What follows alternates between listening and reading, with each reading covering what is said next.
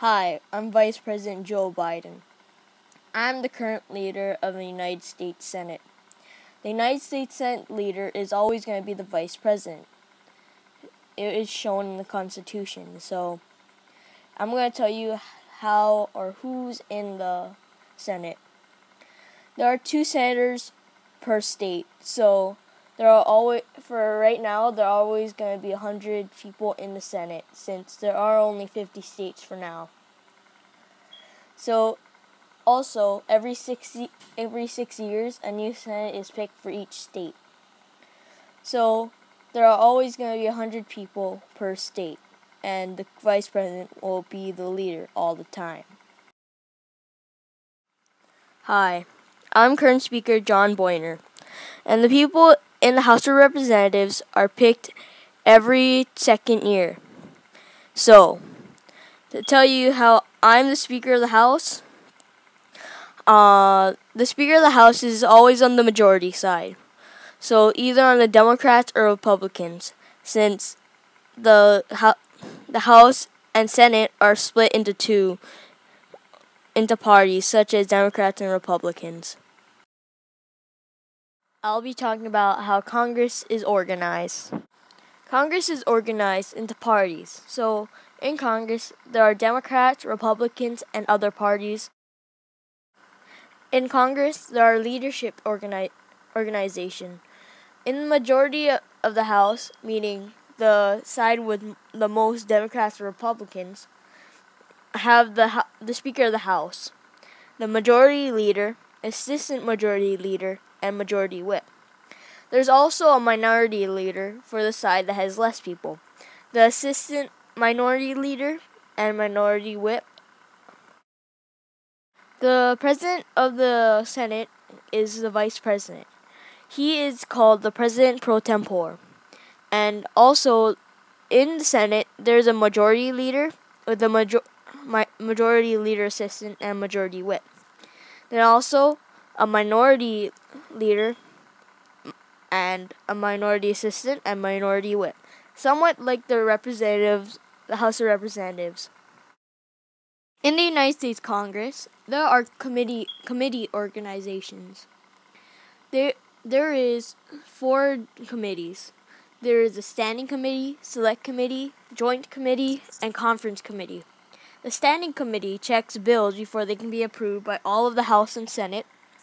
Select committee works on investigating problems that the regular standing committee isn't working on.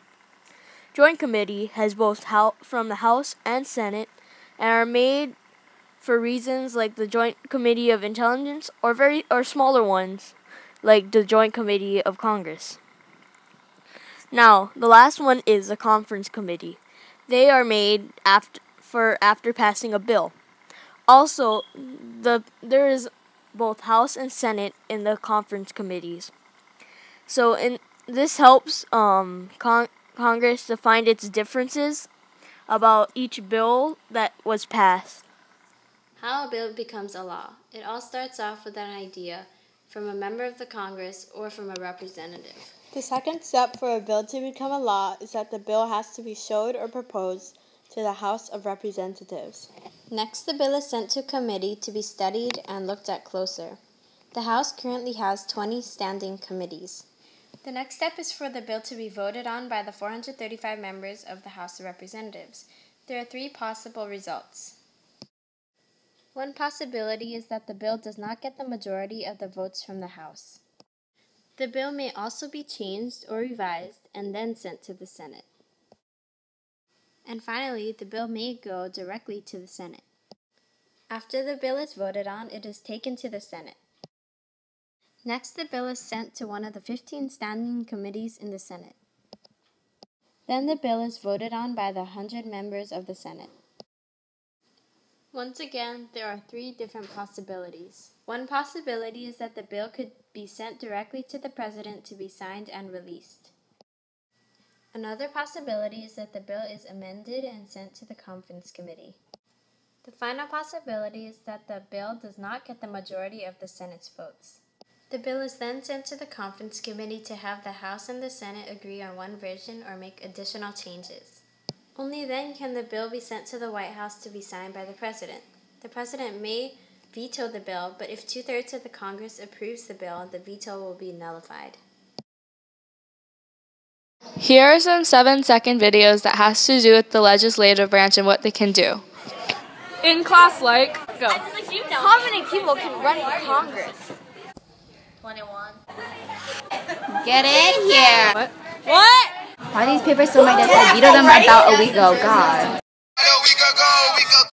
You're part of legislative. You are part of Congress. Barely.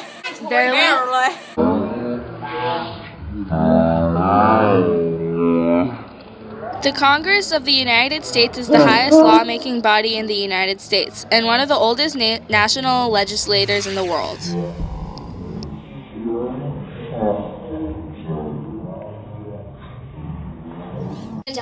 Two interesting facts are that the Congress has currently started around 11 wars, because we're crazy. And no, that sounds really bad. The second interesting fact is that up until 1913, senators were selected by state legislators instead of voting but for the people. Now the senators are voted for the people and by the people for each 6-year term. One of the present examples of Congress is reauthorizing the drought system. So that was passed and signed by the President on 3-6-2014. So the present example would have been that they made a law. Congress has declared war on Japan. This is after they bombed Pearl Harbor. So since of this affected Japan and the U.S. since the U.S. and Japan lost many people and Japan surrendered and signed a treaty. Some powers of Congress are that they can declare war, provide and maintain a navy, they can organize an army, and they can A past example of Congress was when they made a bill to give tax relief to the middle-class families.